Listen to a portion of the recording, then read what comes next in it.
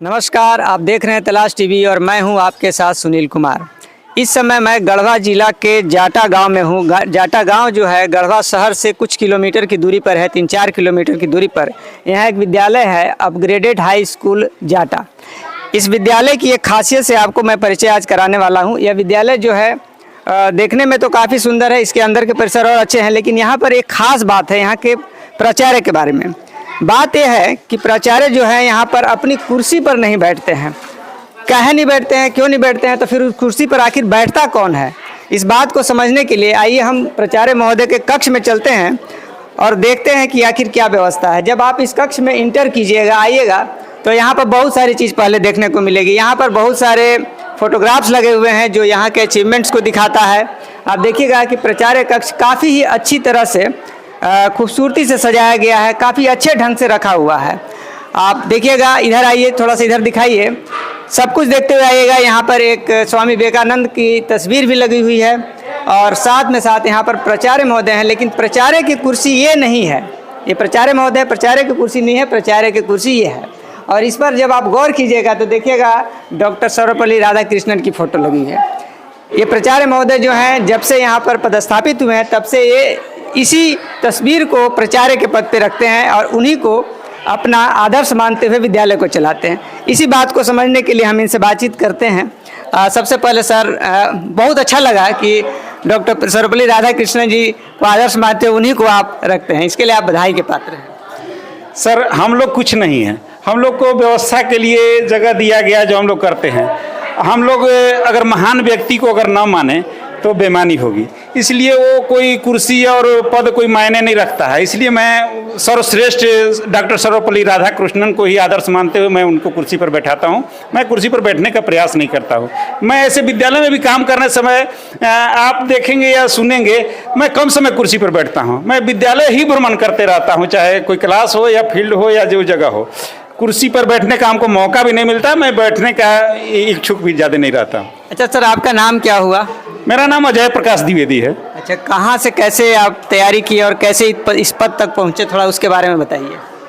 Sir, मैं 1994 में नियुक्त हुआ और उसके बाद से हमको कई एक विद्यालय में प्रधानाध्यापक का पद सुशोभित करने का मौका मिला। मध्य विद्यालय बघौता, मध्य विद्यालय करुआ कला, उसके बाद मैं यहाँ आया हूँ जो उत्क्रमित उच्च विद्यालय जाटा में हमको प्रधानाध्यापक के पद मिला। तो मैं सोचा कि इस विद्यालय को जहाँ भी रहा मैं विद्यालय को अच्छा करने का प्रयास किया। वहाँ पदाधिकारी अवश्य घूम करके आते थे कहीं भी और बोलते थे कि किसी को अगर बुलाना है तो वह यहाँ लाया जाए। करुआ में भी थे तो उसी तरह की बात थी। अभी मैं यहाँ पर हूँ तो यहाँ भी मैं अच्छा करने का प्रयास किया कि जो भी हो सकता है अच्छा किया जाए। तो अच्छा करने में मेरे सभी शिक्षक साथी और बच्चे का बहुत अहम रोल है।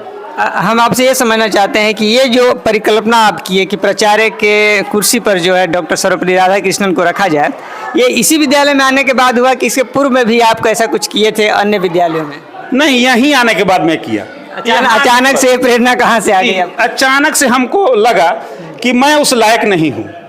मैं महान व्यक्ति को अगर इस कुर्सी पर बैठाऊं तो ज़्यादा अति उत्तम रहेगा। मैं ऐसे भी कुर्सी पर नहीं बैठता हूं, प्रधानाध्यापक की कुर्सी पर चाहे जहां भी रहता है। तो मैं सोचा कि क्यों ना मैं डॉक्टर सर्वपल्ली राधाकृष्णन को ही यहां बैठा दूं।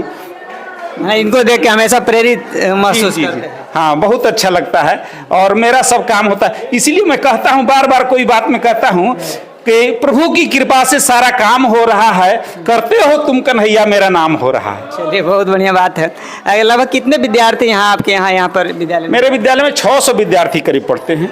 कुछ अचीवमेंट बताइए किस तरह की चीज़ों को प्राइज को, क्योंकि बहुत सारे फोटोग्राफ्स हम उधर दिखाना चाहेंगे। दिखाइए कि नज़दीक जाकर थोड़ा सा दिखाइए कि बहुत सारे फोटोग्राफ्स जो हैं वो लगे हुए हैं जिसमें तरह तरह की प्रतियोगिताएँ, कल्चरल प्रोग्राम्स आदि हो रहे हैं। उस तरह के बहुत खूबसूरत फोटोग्राफ्स लगे हुए हैं। आप देखिएगा तो कितने सारे प्राइज जीते हुए हैं विद्यालय के लोग। तो हम चाहेंगे सर आपसे कि आप इसके बारे में बताइए कि जो फोटोग्राफ्स हैं, इतने सारे प्राइज हैं, आखिर कैसे ये सारा चीज़ करते हैं, क्या कुछ है ये सब? सर्वप्रथम मैं आपको बता दूं, जो प्रयास कार्यक्रम चल रहा है विद्यालय में, उसके तहत सामने डिस्प्ले बोर्ड पर 2 फोटो लगा हुआ है। इस फोटो को मैं भेजा BRC में बीआरसी से जिला में गया, जिला से राज्य में गया, और राज्य से जिला शिक्षा पदाधिकारी को और बीओ मैडम को या एरिया अफसर को, सारे विभाग के लोगों को इसके लिए बधाई संदेश मिला, धन्यवाद मिला, जो कि जाटा स्कूल में ये कार्यक्रम हुआ था। इससे हुआ कि प्रयास कार्यक्रम गढ़वा में बहुत अच्छा चल रहा है, जो कि मेरे यहाँ से गया था। अब इसके चलते जिला शिक्षा पदाधिकारी को भी पुरस्कार मिला। उसके अलावे बच्चे मेरे पढ़ने में भी बहुत अव्वल हैं, अच्छे हैं। मेधा छात्रवृत्ति में 2 लड़की आई है, किरण कुमारी, काजल कुमारी, जिसको कि महीना में 1000 रुपया मिलता है, साल भर में 12,000, 4 वर्ष मिलेगा, 48,000 रुपया उनको मिलेगा। ये तो पढ़ाई की बात हो गई। कौन कक्षा में है वो लोग अभी? उन लोग अभी 9th में गए हैं, 8th क्लास में थे, फॉर्म भराया था जिसमें पास हुए तो उनको मिलना शुरू हुआ। अभी से शुरू हुआ है, आगे 4 वर्ष तक मिलेगा। अभी 4 वर्ष का मतलब कि 10th पास कर लेंगे, इंटरमीडिएट 12 भी करेंगे, 12 पास करते तक भी उनको मिलेगा। हाँ, और ऐसे ये तो पढ़ाई की बात हो गई। फिर खेल की बात जहाँ तक है, ऐसे कहा जाता है कि पढ़ोगे लिखोगे होगे नवाब, खेलोगे कूदोगे होगे खराब, लेकिन अब ऐसी बात नहीं रह गई है।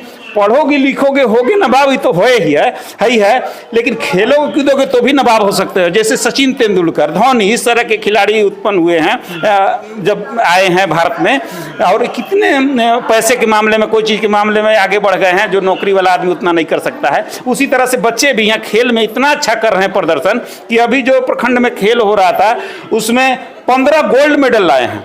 खो खो, कबड्डी, दौड़, जंबलिंग थ्रो, भाला फेंक, सब में जिसमें भी आए, वहाँ जब अनाउंसमेंट होता था तो लोग शुरू कर देते थे बोलना कि अब खेल शुरू होने वाला है, आप उच्च विद्यालय जाटा अनाउंसमेंट कर दीजिए। इसलिए कि सभी खेलों में जाटा प्रथम स्थान प्राप्त कर रहा था।